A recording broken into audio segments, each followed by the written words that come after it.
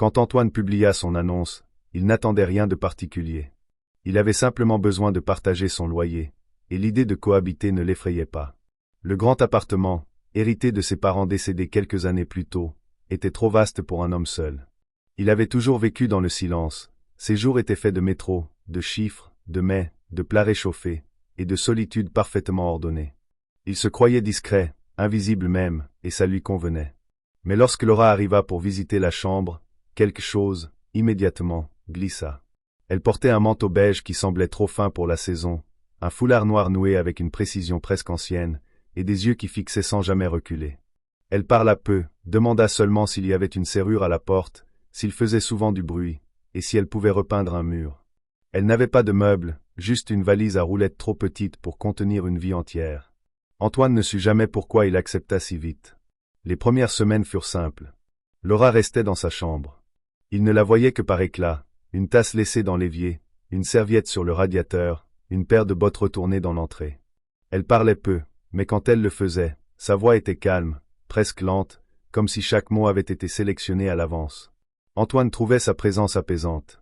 Elle n'envahissait pas l'espace, au contraire, elle semblait disparaître dès qu'il approchait. Il lui proposa un soir de dîner ensemble. Elle refusa poliment. Un autre soir, il lui demanda si tout allait bien. Elle leva les yeux de son livre, le fixa longuement, et répondit « Tout est exactement comme je l'ai imaginé ». Il ne comprit pas, mais n'osa pas insister. Puis, lentement, l'équilibre se déplaça. Il remarqua qu'elle utilisait la cuisine à des heures de plus en plus précises. Toujours entre 19h et 19h40, jamais après. Lorsqu'il rentrait plus tôt, il la trouvait déjà là, en train de préparer quelque chose de simple, toujours sans bruit, toujours en silence. Il finit par attendre qu'elle ait terminé avant d'entrer. Un jour, il ouvrit un placard et découvrit que tous les objets avaient été déplacés. Ses assiettes, ses épices, ses tasses, tout était réorganisé selon une logique qui n'était pas la sienne. Elle ne demanda pas la permission. Elle le fit simplement. Et il n'osa pas dire un mot. Une nuit, il l'entendit marcher dans le salon. Ses pas étaient lents, réguliers. Il résonnait comme une horloge oubliée.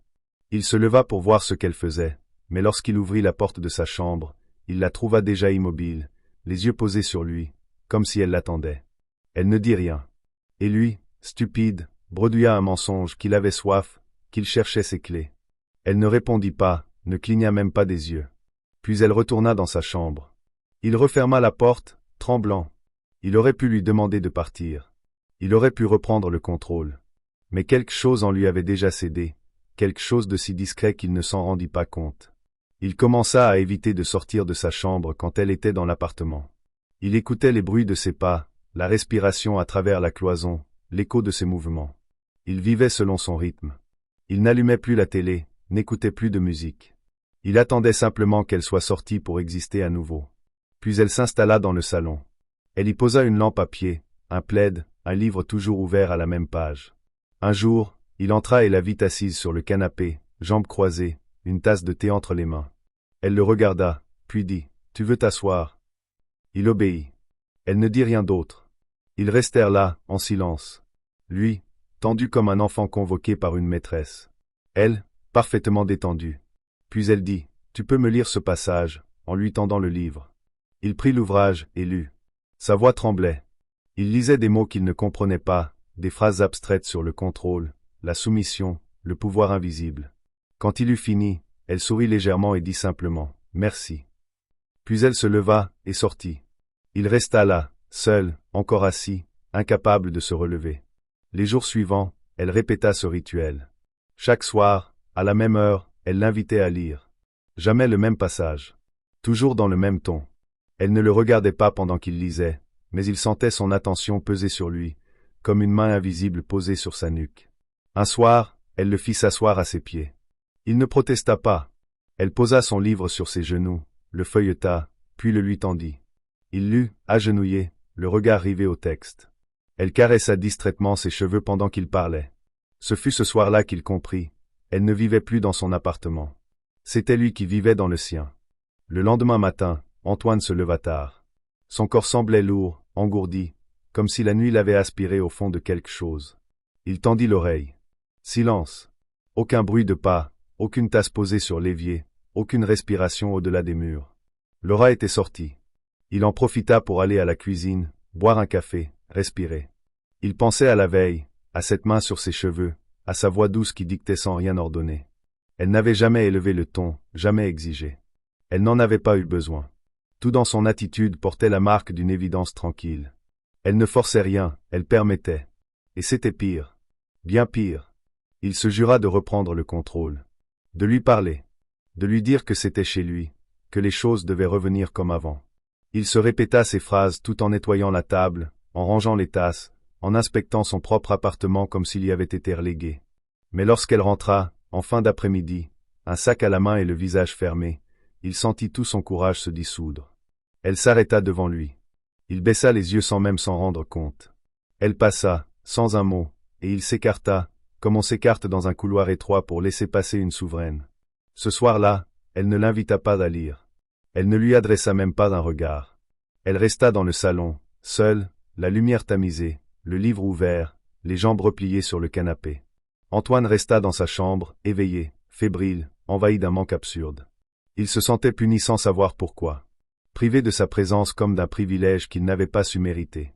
À minuit, il ouvrit la porte, lentement, poussé par un élan qu'il ne contrôlait pas.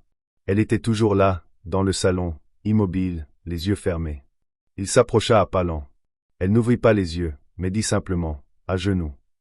Il obéit. Pas un mot de plus. Elle ne le regardait pas. Il resta là, longuement, sans savoir quoi faire de ses mains, de ses pensées, de sa dignité. Et au bout d'un temps impossible à mesurer, elle dit, « Tu peux retourner dans ta chambre. » Il se leva, tremblant. Les jours suivants furent marqués par des gestes infimes, mais décisifs. Elle changea les rideaux du salon, sans le consulter. Elle prit possession de la bibliothèque, déplaça ses livres, en fit disparaître certains. Elle colla un petit mot sur le frigo. « Antoine, ne laisse pas de miettes sur la table. »« Merci. » Puis un autre, quelques jours plus tard, « Antoine, ne fais pas couler l'eau inutilement. » À chaque fois, il obéissait. Non pas par peur, mais par désir. Le désir de mériter sa douceur, son regard, ses silences pleins. Il se mit à nettoyer avant qu'elle ne rentre. À plier son linge plus soigneusement. À ranger ses chaussures dans l'angle exact où elle les plaçait. Il n'était plus chez lui. Il était chez elle, et cela lui semblait naturel. Un soir, alors qu'il rentrait du travail, il découvrit que sa chambre avait changé. Rien n'avait disparu, mais tout avait été réorganisé. Son lit déplacé, ses vêtements pliés différemment, ses livres alignés selon une logique inconnue. Elle l'attendait dans l'encadrement de la porte, les bras croisés, calme. « J'espère que ça te convient mieux ainsi, » dit-elle. Il hocha la tête.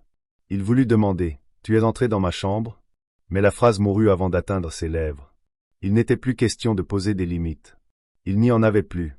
Elle commença à lui imposer des horaires.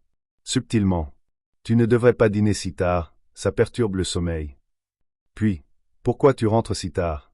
Ça donne une mauvaise impression. » Et encore, le dimanche, on ne reste pas en pyjama toute la matinée. Ce n'était pas des ordres. Mais il les recevait comme tels. Il se levait à l'heure, rentrait plus tôt, changeait ses habitudes. Il s'en rendait compte. Il le voyait clairement. Et pourtant, il continuait. Comme un chien bien dressé qui sait à quel moment il aura droit à une caresse. Elle, de son côté, ne demandait rien en retour. Elle ne le touchait pas. Elle ne le regardait que rarement. Mais parfois, lorsqu'il lisait pour elle, lorsqu'il s'agenouillait devant elle comme un élève devant une maîtresse, elle posait la main sur son épaule. Un geste simple, mais qui déclenchait en lui un vertige. Il vivait pour ces instants.